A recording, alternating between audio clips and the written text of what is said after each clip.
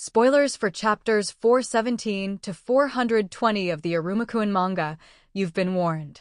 Hi, besties. I'm DrawnToIrumi, your fandom bestie, here with another thoughts and theories video about the latest chapters of the Iruma-kun manga. These latest chapters have been crazy, but we've finally entered the Great Beyond Gate. The Demon King's key glowed when Iruma touched it. I thought it was weird that the gate didn't have a keyhole, but the keyhole appeared when the Demon King's key is near the gate. The key had a very different reaction to when Iruma touched compared to when Rock had it. Additionally, Rock's lock and Iruma's lock for the Great Beyond Gate are very different. Why would the lock be different on the same door? Does it lead to different places? Regardless, Iruma seemed to be drawn to the gate. Strange thing is, when the door opened there was someone holding out their hand to Iruma. Who was that?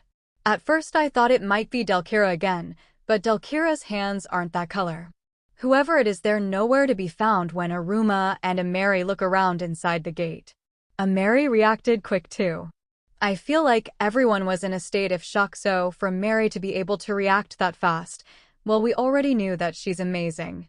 Also, I bet Clara and Asmodeus are going to freak out when they wake up.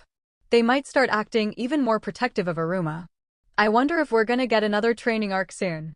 Moving on, Iruma and Ameri ended up in a place we've seen before.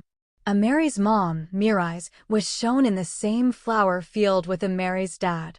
Both places have the same flowers and pointed mountains in the background. Now, I've heard the theory that Ameri's mom was a human, and that sounds super interesting, but I'm skeptical of that theory. It's a fun theory, and if it happens to be true, that's cool, but here are some reasons why I feel like it's not. First of all, it seems like Mirai's has horns. It could just be her hat shape, but the tips of her horns resemble Ameri's. The horns on her hat could be there just to fool others. Even Iruma has fake horns at times. Regardless, while Henry does say that he's protected and returned a human to the human world before, I don't think he was talking about Mirai's. Henry claims the reason he can't just take Iruma back to the human world is because Iruma needs to ask for help or else he can't protect him. Mirai's always appears with two flowers with very specific meanings. Both flowers mean pure and deep love, and if I lose you, I bid the world farewell. Why would Mirai's ask for help if she loved Henry?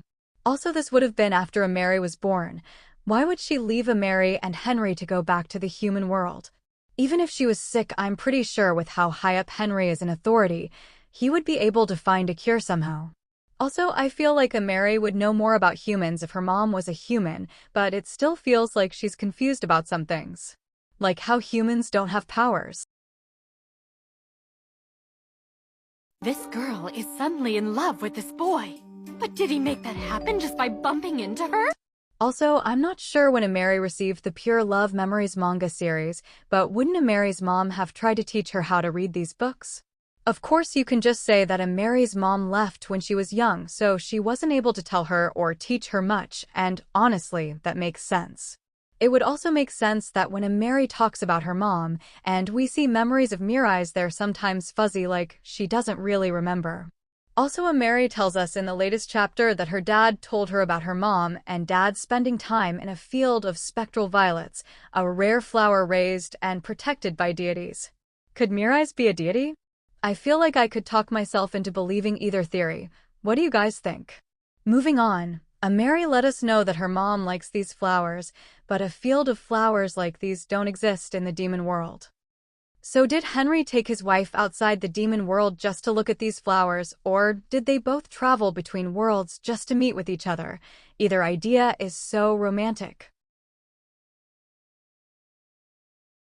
Ollie tells us that this place is a place between worlds. Iruma finds a door, and that door leads to what looks like the human world. Something Iruma doesn't seem happy to see. Iruma's reaction was devastating. I'm so sad for him. He's got so much trauma from the human world. He says he hates it there, and he doesn't want to go back. Which makes sense. He has more happy memories in the netherworld than the human world. I loved this moment between Iruma and Ameri. He was freaking out and hyperventilating, and Ameri calmed him down and was like, "It's okay, I got you." The look on his face afterwards and that whole scene had me kicking my feet and giggling. Anyways, The gate starts to close, and just when we think that they'll have to escape to the human world, Bachiko starts talking to Iruma through Ollie using the Demon King's key. It's explained to us that when Iruma put his mana into the key, that Iruma and the key were connected. Well, Ollie and the key are connected. It's Bachiko and Mephisto to the rescue. It really is such a cheat code to have 2 of the 13 crowns coming to save you. And we get another moment, even though it's brief, but Iruma asked for help. He's starting to reach out to others and not shouldering everything himself. I'm so proud of him. So Bachiko shoots an arrow to the gate. And let's just pause here, because is the gate just going to have a hole in it now? The gate seems like it would just be a void when it's not activated, but can that gate still be used, or can things or people go in and out of the gate now? I guess we'll see. What if Rock is still hiding somewhere nearby and can still use the gate to escape somehow? This whole arc he's been disappearing and reappearing at different places. Honestly, I wouldn't be surprised. But Mephisto walks into the gate, and we find out he doesn't actually have a bloodline ability because he's the only member of his bloodline. And he knows how to use forbidden spells. This was a mind-blowing callback to when Iruma first used forbidden spells. I love this manga so much. Let Nishi cook.